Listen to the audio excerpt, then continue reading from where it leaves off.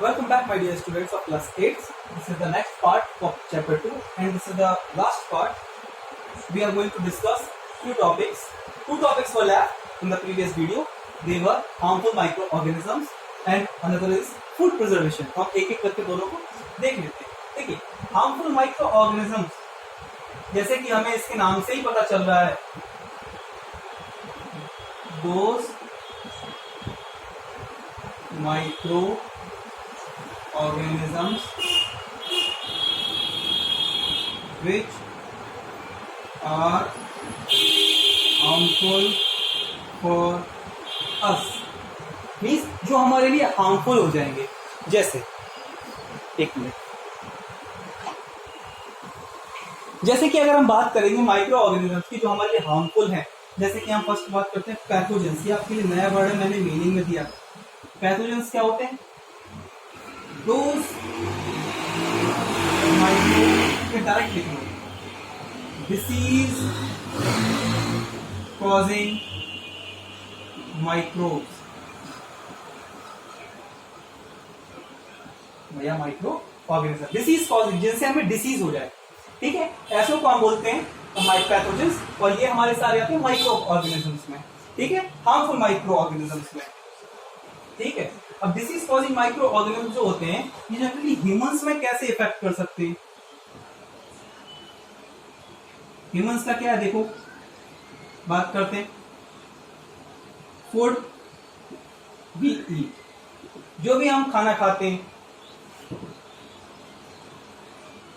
Next, water we drink.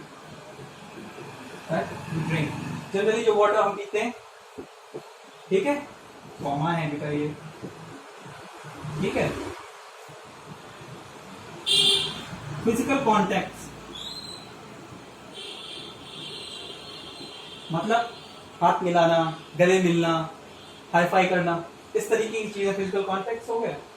And breathe, सबसे important, अभी corona में सबने क्या फेस मास्क पहनने को बोला ताकि जो हम एयर ब्रीथ करें उसमें हमारे माइक्रो ऑर्गेनिजम्स ना हो. ये किस तरीके के होते हैं, इसको हम लिख सकते हैं ब्रीदिंग एयर. जो भी है ये साफ होनी चाहिए, अच्छी होनी चाहिए. And the last is carrier. ये 5 तरीके से हमें ये डिसीज कॉजिंग माइक्रो ऑर्गेनिज्म जो होते हैं ये बीमार कर सकते हैं. ठीक है, तो क्या क्या तरीके हो गए? फूड भी, हम देखो खाना खाते हैं तो याद बोलते हैं ना, हाइजीन का ध्यान रखना चाहिए, हमें बाहर नहीं खाना चाहिए वहां पर जहां पर मक्खियां उड़ रही हो. पानी, पानी का हमें ध्यान रखना चाहिए, जो हम पानी पिए वो साफ हो में. ठीक है, फिजिकल कॉन्टेक्ट मतलब जनरली हम किसी को टच कर रहे हैं, हाथ मिला रहे हैं, गले मिल रहे हैं, ठीक है, झप्पी पा रहे हैं, तो ये क्या है? Physical contact. Next is breathing air, मतलब जो हम सांस ले रहे हैं वो एयर सही हो. मान लीजिए हमारे आसपास कोई छींकता है, जैसे अभी आपने देखा होगा किसी को खांसी आ रही है, जुकाम है, सर्दी है, तो हमें उससे दूर रहने को बोला है. क्यों? ये वायरस क्या है हमारा? Disease causing, this is corona virus new one.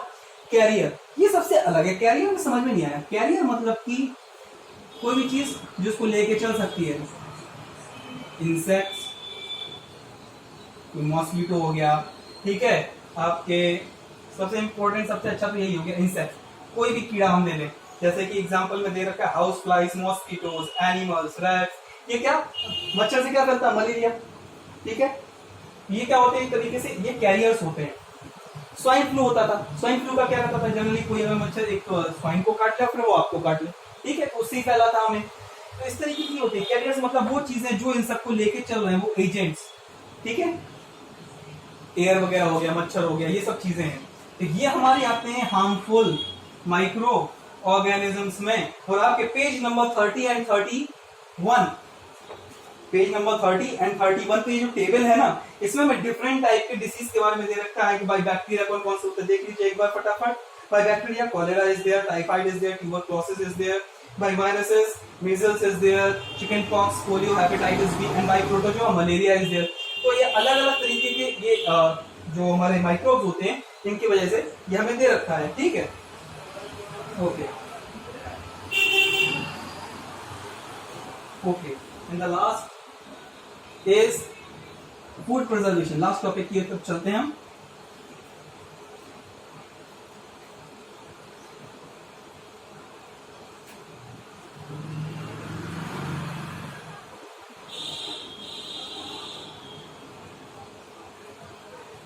Okay, last topic is food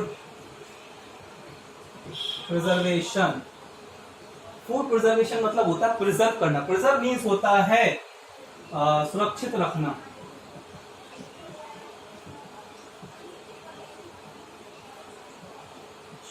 ये इसको बोल देते हैं संरक्षित रखना, मतलब इसको सेफ रखना खाने को। ठीक है, अब हम बात करते हैं फूड खाना। हम सबको पता है फूड प्रिजर्वेशन क्या होता है। जनरली आपने देखा होगा कि हम अगर कोई फूड वगैरह कुछ भी खाने की आइटम है, अगर उसको हम पैक कर दें किसी एक बॉक्स में, ठीक है ना, किसी एक पर्टिकुलर बॉक्स में अगर मैं इसको फिल कर दूं और फिल करते ही अगर हमें ये देखने को मिल जाए कि फिल करने के बाद कुछ समय बाद खाना खराब हो गया, ठीक है। चिप्स के पैकेट आपने देखे होंगे, चिप्स उसमें थोड़े से होते लेकिन पाउच पूरा भरा हुआ होता है हवा से, गैस, वो क्या है, क्यों भरी गई थी। ये सारी चीजें हमें फूड प्रिजर्वेशन की तरफ इशारे करती है। ठीक है, फूड प्रिजर्वेशन क्या होता है कि जनरली जो फूड होता है, अगर ये हमारे मॉइस्चर वगैरह में ये थोड़ा सा हमने इसको एक्सपोज किया, ये क्या होगा कि खराब हो जाता है। अगर हम बात करें, देख लो इसमें क्या 3 इंडिकेशन रहते हैं खराब होने के, पहला, दूसरा, तीसरा। क्या? Colour, odour and taste. Generally होगा क्या, खाना जो है उसका कलर चेंज हो जाएगा। जनरली फ्रूट्स वगैरह होते हैं, ये जो बनानास वगैरह है, बनाना है, मैंगो है, ज्यादा दिन इनको रखे तो उनका कलर चेंज होने लगता है। ठीक है, ऑर्डर, स्मेल, बैड स्मेल आने लगती है इसमें से। ठीक है, टेस्ट, इसका टेस्ट भी चेंज हो जाता है। कुछ अच्छा टेस्ट जो उसका जनरली होता है उससे थोड़ा सा बैड टेस्ट इसमें कन्वर्ट होने लगता है। ये 3 क्या होते हैं, ये तीनों ही इंडिकेशन है। इंडिकेशन इंडिकेट करते हैं, क्या इंडिकेट करते हैं, the food is good to eat और नॉट। ये चीजें हमें इंडिकेट कर देते हैं फूड ये खाने के लिए सही है या नहीं। This is the indication. Okay, और इसीलिए हम क्या करते हैं, कुछ हम टेक्निक्स लगाते हैं सो दैट कि हमारा खाना खराब ना हो। और ये टेक्निक्स लगाना कि हमारा खाना खराब ना हो, इसी प्रोसेस को बोलते हैं food preservation. The process of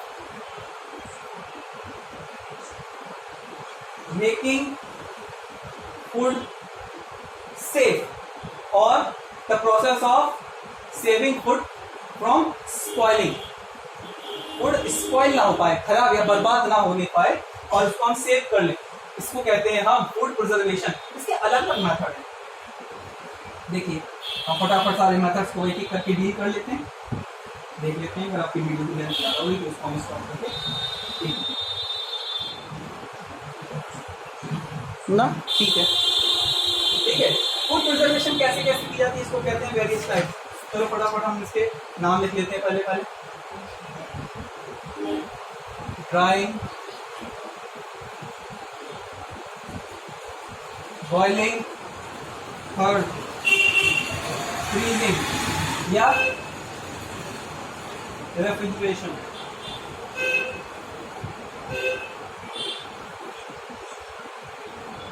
refrigeration और फ्रीजिंग। कोल्ड,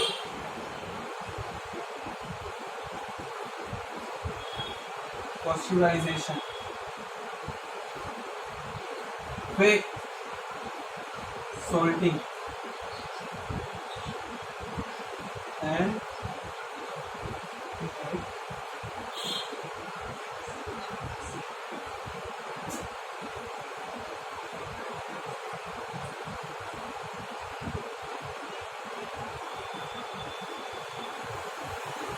six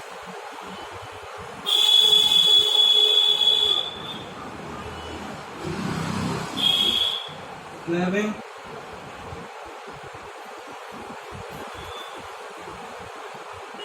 क्या, चलो फटाफट हम देख लेते। ठीक है, ड्राइंग, इसी को बोलते हैं डिहाइड्रेशन।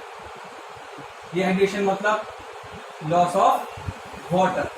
अगर हम फूड में से जो वाटर है वहां पे प्रेजेंट है, वाटर ना आने दें, मॉइस्चर प्रेजेंट ना होने दें, उसको बिल्कुल सुखा दे तो कभी भी खराब नहीं होगा। और इस प्रोसेस को बोलते हैं ड्राइंग और डिहाइड्रेशन प्रोसेस।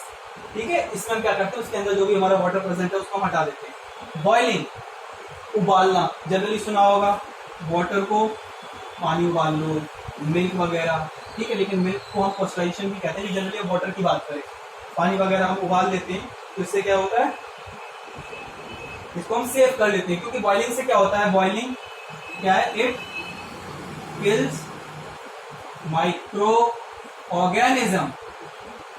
ठीक है, ये माइक्रो ऑर्गेनिजम्स को किल कर देता है। रेफ्रिजरेशन और फ्रीजिंग, वो फ्रिज तो सबके पास होगा।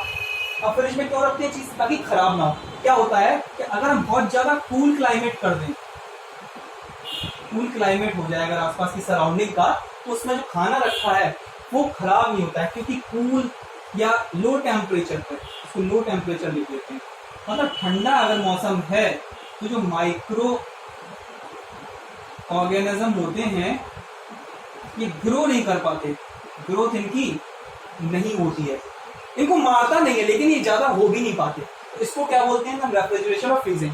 मतलब इससे क्या हमें फायदा है, अगर बढ़ नहीं पाएंगे तो जल्दी खाना खराब नहीं कर पाएंगे। पॉस्चराइजेशन यही करते हैं हम मिल्क के साथ।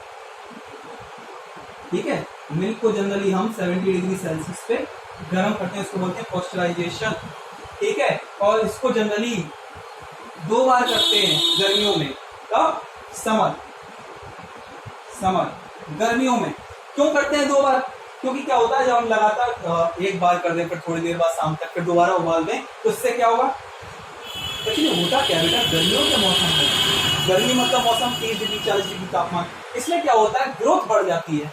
ठीक है, तो इन समर सीजन तो ग्रोथ होती है माइक्रोब्स की, बढ़ जाती है, ग्रोथ इंक्रीजेस, इंक्रीज मीन्स बढ़ना, बढ़ जाती है।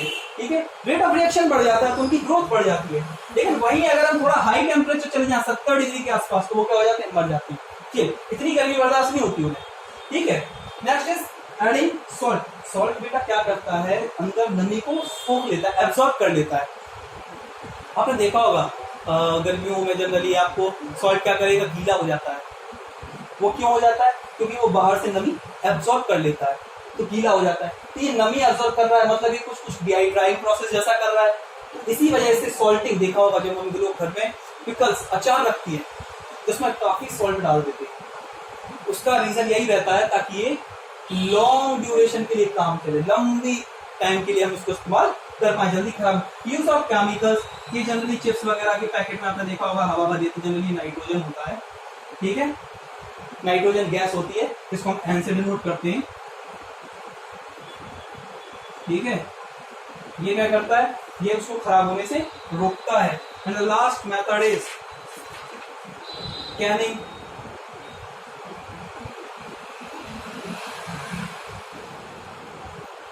इसमें क्या होता है, कैनिंग में जनरली आप कोल्ड स्टोर कर देते हैं, फिर इसको हम जनरली टेम्परेचर 120 डिग्री सेल्सियस पे गर्म कर देते हैं। पहले इसको खाना फूड पैक करके सील कर देते हैं, फिर गर्म करते हैं तो सारे माइक्रो ऑर्गेनिज्म मर जाते हैं,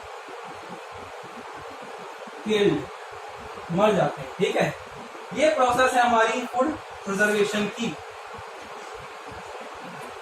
अगर फूड को हम प्रिजर्व नहीं करेंगे तो ये खराब हो जाएगा और उसमें कुछ सब्सटेंस आ जाते हैं, लाइक टॉक्सिक सब्सटेंस, मतलब कुछ पॉइजनस मटेरियल, जिसकी वजह से जो हमें फूड पॉइजनिंग वगैरह हो जाती है। नॉर्मली हमारा पेट, स्टमक जो हमारा है ये अपसेट हो जाता है, पेट खराब होना जिसको हम कहते हैं, फूड पॉइजनिंग होती है, डॉक्टर तो इलाज करता है। तो छोटी मोटी चीजें हमें प्रॉब्लम से क्रिएट हो जाती हैं। इसलिए food preservation is too much important for us and इसी के बारे में हम आगे भी चर्चा करेंगे।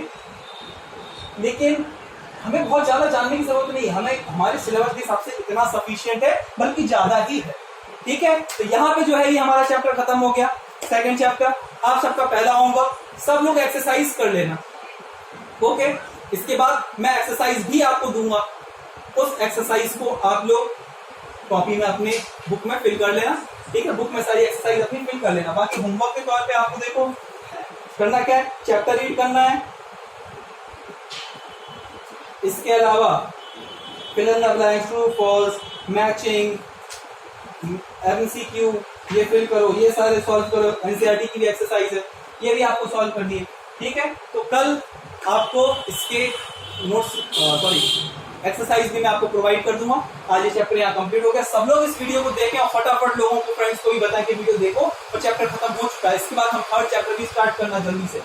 ओके, तो आज के लिए थैंक यू। बाकी अब नेक्स्ट हम आपको इसके क्वेश्चन आंसर भेजेंगे, देन इसके बाद फिर नया चैप्टर बाद में स्टार्ट करेंगे। ओके, आज के लिए इतना ही।